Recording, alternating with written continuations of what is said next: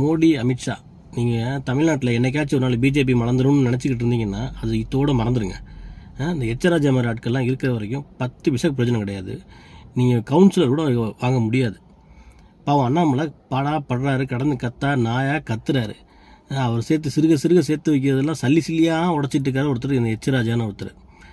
அவருக்கு நீங்கள் எந்த பதவியும் கொடுக்கல, எந்த பொறுப்பும் கொடுக்கல. என்ன தான் அவரை நீங்கள் ஒமிட் பண்ணி வச்சாலும் அவர் குறுக்க பண்ணிகிட்ருக்காரு.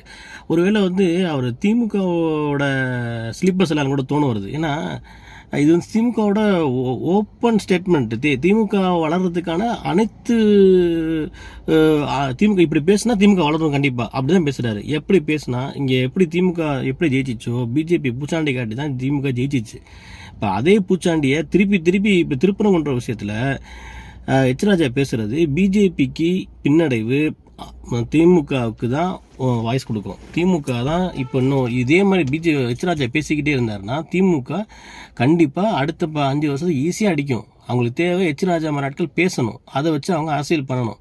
அதை அந்த ஸ்கெட்சுக்கு எச்ராஜா மராட்கள்லாம் போகிறாங்க. இது தெரிஞ்சு போகிறாங்களா தெரியாமல் போகிறாங்களான்னு தெரியல. ஒருவேளை இன்னொரு டாக் ஒன்று இருக்குது, அது உண்மையாக பொய்யான்னு தெரியாது. அதாவது இப்போ பிஜேபி திமுக எதிர்கட்சியாக இருந்துச்சுன்னா நிறைய விஷயங்கள் பண்ண விடாது.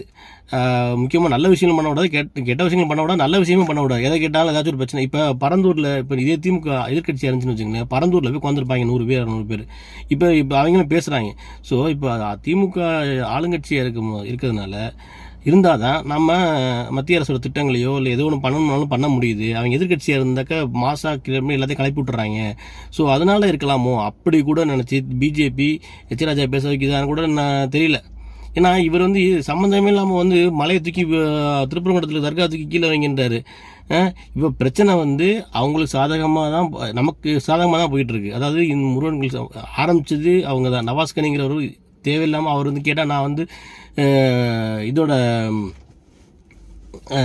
வக்புவோட தலைவர் அப்படின்றாரு. வக்புவோட தலைவருங்கிறவர் எப்படி எம்எல்ஏவாக செலக்ட் ஆகிருக்காரு. ஸோ அவர் எம்எல்ஏவாக போகணும் இல்லை வக்புவோட தலைவராக போகணும், ரெண்டுமே அங்கே போகக்கூடாதுங்கிறது அடுத்த விஷயம். பிரச்சனை இருக்கும்போது அவர் ஒரு அதிகாரத்தில் போய் நின்று கேட்குறாரு, அங்கே போய் நின்று போலீஸ்கிட்ட மிரட்டுறாரு. என்ன யார் சட்டம் போட்டான்றாரு, நாங்கள் கறி வச்சுருக்கோம் போகலாமா வேணாமா, இப்போ என்ன சொல்லுங்கள், உங்களுக்கு என்ன ஆர்டர் இருக்குது, ஆர்டர் காட்டுங்க அப்படின்னு அங்கே தடுக்கிற போலீஸை கேட்குறாரு.